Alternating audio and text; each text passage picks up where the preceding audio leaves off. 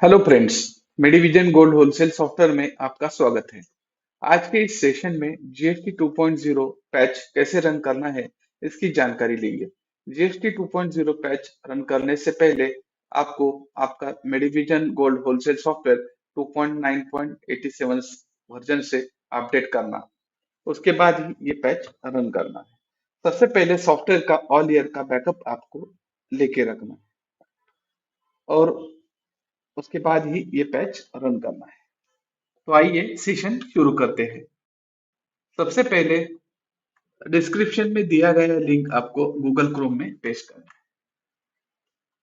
उसके बाद इस तरह की विंडो आपके सामने शो हो जाएगी। उसमें डाउनलोड में क्लिक करना है,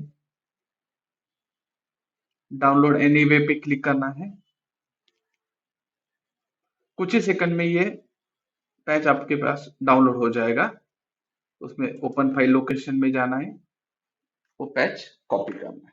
कॉपी करने के बाद इस विंडो को क्लोज करेंगे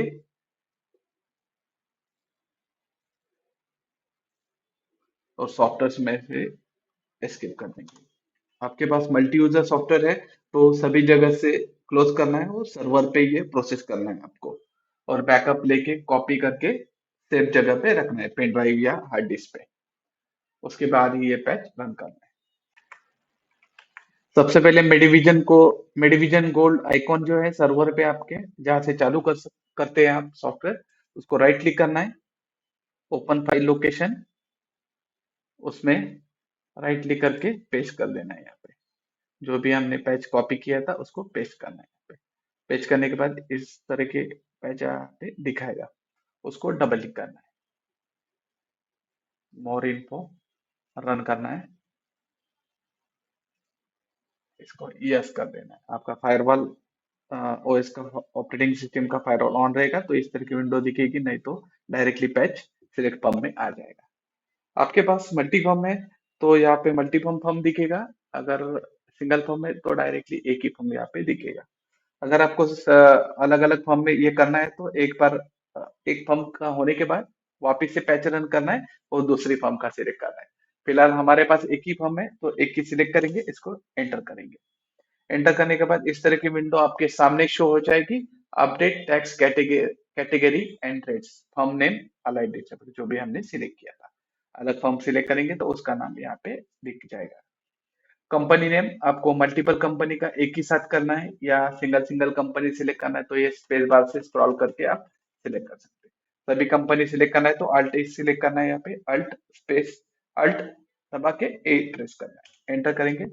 एंटर करने के बाद लिस्ट ऑफ एचएसएन, मतलब आपको सिंगल एचएसएन का मल्टीपल एचएसएन का जीएसटी चेंज करना है, एमआरपी चेंज करना है तो यहाँ पे स्पेस बार से स्क्रॉल करके आप चेंज कर सकते हैं, नहीं तो अल्ट ए सिलेक्ट कर सकते हैं। फ्रॉम टैक्स कैटेगरी 12% से 5% चेंज करना है तो यहाँ पे 12% सिलेक्ट करेंगे, 18% से 5% लेना है तो 18% सिलेक्ट करेंगे।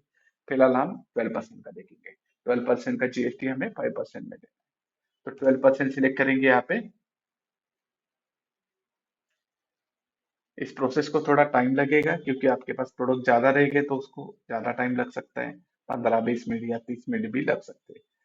फिर एंटर करने के बाद जब तक ये विंडो नहीं आ जाती, जब तक नीचे प्रोडक्ट लोड नहीं हो जाते आप, तो आपको वेट करना है। वेट करेंगे, उसके बाद प्रोडक्ट लोड होने के बाद ही अगला जीएसटी चेंज सिलेक्ट करेंगे।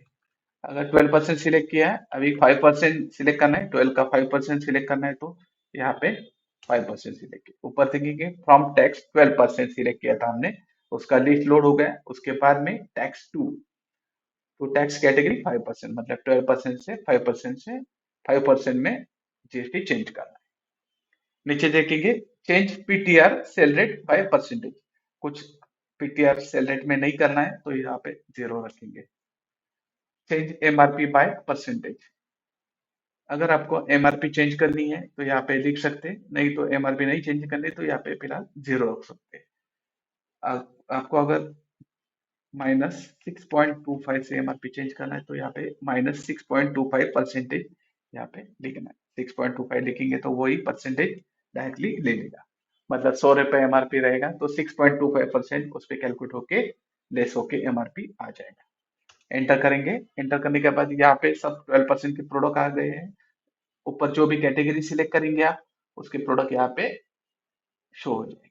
अगर आप किसी प्रोडक्ट को नहीं करना है, आपको चेंज करना नहीं है, तो अल्ट डी से डिलीट कर सकते हैं, डायरेक्टली अल्ट डी से डिलीट कर सकते हैं, उसका रिकॉर्ड चेंज नहीं होगा। एंटर करेंगे, एंटर, और update text and rate proceed yes करेंगे।